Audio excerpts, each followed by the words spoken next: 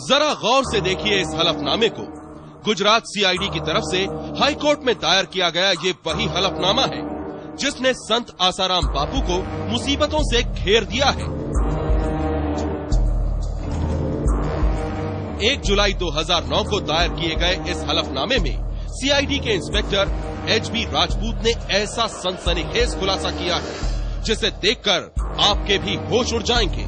वो इसलिए कि इसी हलफनामे में छुपा है संत आसाराम के अहमदाबाद के आश्रम से जुड़ा एक नया खुलासा, एक ऐसा घिनौना सच जिसके बारे में खुद बापू के ही 3 चेलों ने किया है खुलासा और पहली बार बताया है वो सच कि कैसे आसाराम के आश्रम में खेला जाता था काले जादू का सबसे खतरनाक खेल।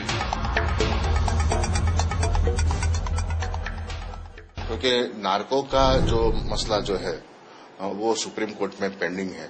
लाई डिटेक्शन में उनको ये तो पता चला है कि ये ब्लैक मैजिक हो रहा है और ये कुछ छुपा रहे हैं और इसी चीज को बाहर लाने के लिए ही शायद नार्को के लिए उन लोगों ने एप्लीकेशन किया है।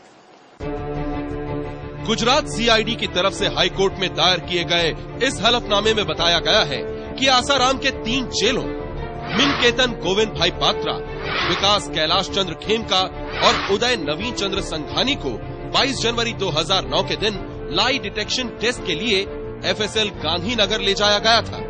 वहां एफएसएल के अधिकारियों ने तीनों से गहराई से पूछताछ की। बाद में तीनों का लाई डिटेक्शन टेस्ट भी हुआ। लाई डिटेक्शन टेस्ट के बाद एफएसएल ने जो रिपोर्ट सौंपी उसमें साफ साफ बताया गया है मिनकेतन गोविंद भाई पात्रा, विकास कैलाश चंद्र खेमका और उदय नवीन चंद्र संघानी ये तीनों आसाराम के अहमदाबाद आश्रम में हो रहे काले जादू की गतिविधियों को जानते थे, लेकिन इसके बाद भी तीनों ने इस बात की जानकारी छुपाई। सीआईडी ने आसाराम के चेलों से ये पूछताछ 1 साल पहले दीपेश और अभिषेक नाम के 2 बच्चों की मौत की गुत्थी को सुलझाने के लिए की थी। दीपेश और अभिषेक दोनों ही आसाराम के अहमदाबाद आश्रम के गुरुकुल में पढ़ते थे, लेकिन पिछले साल 3 जुलाई को वो रहस्यमय हालात में गायब हो गए और फिर अगले ही दिन आश्रम के नजदीक साबरमती नदी के किनारे से उनकी लाश बरामद हुई। मौत की ये खबर जैसे ही दोनों मासूमों के घर वालों को मिली, कोहराम मच गया। घर वालों का साफ कहना था कि किसी तांत्रिक क्रियाक्रम के चलते उनके बच्चों की हत्या की गई है। शायद मेरे को ये पूरा पक्का ऐसा लगता है कि किसी ने मर्डर करके उसको वहां डाला हुआ है और सब अगर मीडिया वाले और सरकार मेरे को सपोर्ट करेगी, मेरे को यहाँ ये सब चाहिए कि ये इसका कौन मर्डर किया हुआ है, क्या जांच पूरी चाहिए मेरे को। हालांकि आसाराम बापू के बेटे ने इस आरोप को बेबुनियाद बताया था। आज बापूजी को धर्म कार्य करते हुए, सत्संग प्रवचन करते हुए कितना समय हो गया? 35 से 40 साल का समय हो गया बापूजी को दैवी कार्य करते हुए, सत्संग प्रवचन करते हुए। इतने समय में कोई आरोप न लगे और ये अहमदाबाद में गुरुकुल में जो 2 बच्चों की मौत हुई, उसके बाद लगातार हर 2-3 दिन में, हर 4-6 दिन में, हर 8 दिन में कोई नया आरोप, कोई नया षड्यंत्र सामने आ रहा है। तो ये एक प्री प्लान कुछ लोगों का बदनाम करने का, कुछ हर बार नई स्टोरी, हर बार कुछ नया टॉपिक उठाकर बापूजी को और आश्रम को और हमको विवादों में लाके और बदनाम करके और लोगों के दिल में से निकालने का प्रयत्न चल रहा है। बाद में इस मामले ने इतना तूल पकड़ा कि राज्य सरकार ने न सिर्फ इस मामले की जांच सीआईडी को सौंप दी, बल्कि एक न्यायिक आयोग भी गठित कर दिया।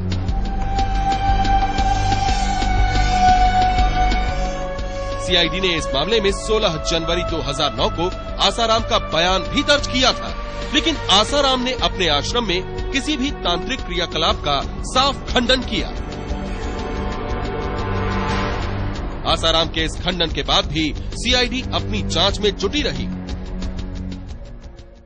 ये आश्रम के साथ साजिश है और साजिश की बलि मेरे नन्हे बच्चों की दी जा रही है। मैं व्यथित हूँ और मैं भगवान से प्रार्थना करता हूँ कि वे आत्माएं दिव्य होकर अपने परिवार में फिर से आए और न्यायिक जांच वालों का हौसला बुलंद रखे, साजिश का पर्दाफाश हो। बाद में जब सीआईडी ने आसाराम के 3 चेलों मिनकेतन गोविंद भाई पात्रा, विकास कैलाश चंद्र खेमका और उदय नवीन चंद्र संघानी का लाई डिटेक्शन टेस्ट करवाया तो ये सनसनीखेज खुलासा हुआ और दुनिया को पहली बार पता चला कि बापू के अहमदाबाद आश्रम में होता था काले जादू का खेल। आसाराम के तीनों चेलों के इस खुलासे ने सीआईडी को भी सन्न कर दिया। यही वजह है कि अब उसने उन तीनों का नार्को टेस्ट कराने की इजाजत कोर्ट से मांगी है।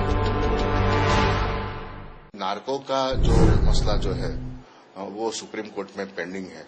लाई डिटेक्शन में उनको ये तो पता चला है कि ये ब्लैक मैजिक हो रहा है और ये कुछ छुपा रहे हैं और इसी चीज को बाहर लाने के लिए ही शायद नार्को के लिए उन लोगों ने एप्लीकेशन किया है। गुजरात सीआईडी भले ही अपनी तफ्तीश और साइंटिफिक टेस्ट के बाद ये दावा कर रही हो कि आसाराम के अहमदाबाद आश्रम में होता था काला जादू, लाई डिटेक्शन टेस्ट देने वाले उदय नवीन चंद्र संघानी जो कि आश्रम के प्रवक्ता भी हैं, उनका कहना है कि उन्होंने पूछताछ में ऐसी कोई बात कही ही नहीं जिससे ये पता चले कि आश्रम में होता था काला जादू। मेरा भी लाई डिटेक्शन टेस्ट हुआ था और भी जो हमारे 2 साधक भाई थे उनका भी लाई डिटेक्शन टेस्ट हुआ था। हमने किसी भी जगह पर कहीं पर भी कोई भी ऐसी स्वीकृति नहीं दी है कि आश्रम में लाई डिटेक्शन ये काला जादू या कोई तांत्रिक विधि होती है। नो सर, हमारे आश्रम में किसी प्रकार की कोई तांत्रिक विधि नहीं होती है, कोई ब्लैक मैजिक नहीं होता है। उधर सीआईडी के इस खुलासे से दीपेश और अभिषेक के घर वाले भी सन्न हैं। उनका कहना है कि सीआईडी की इस तफ्तीश से साफ पता चलता है कि आसाराम के अहमदाबाद आश्रम में बिछा था काले जादू का जाल। तो क्या दीपेश और अभिषेक की मौत के पीछे भी काले जादू के खेल की ही कोई कहानी है? मामले की तह तक जाने के लिए घर वाले अब सीबीआई जांच की मांग कर रहे हैं। सीआईडी वालों ने ऐसा किया, बोला है कि 3 साधकों ने कबूल किया है आश्रम में तांत्रिक विधियां चलती है, लेकिन अभी तक किसी को अरेस्ट किया नहीं है। तो ये छावरने की कोशिश की हुई है, तो हमको इसीलिए सीबीआई की जांच चाहिए। इस बीच आसाराम बापू के गुरुकुल की तरफ से हाईकोर्ट में दाखिल किए गए एक हलफनामे में इस मामले में सीबीआई जांच का विरोध किया गया है। वो भी ये कहते हुए कि जब पहले से ही इस मामले की जांच न सिर्फ सीआईडी बल्कि एक न्यायिक आयोग भी कर रहा है तो फिर सीबीआई की जांच की जरूरत क्यों? जाहिर सी बात है, संत आसाराम के नाम के साथ जिस तरह से तंत्र मंत्र के साथ ही प्रॉपर्टी समेत कई विवाद पहले से ही जुड़े हैं, उसे देखते हुए आश्रम का ये हलफनामा शक ही पैदा करता है। सनसनी के लिए अहमदाबाद से ब्रजेश कुमार सिंह की रिपोर्ट।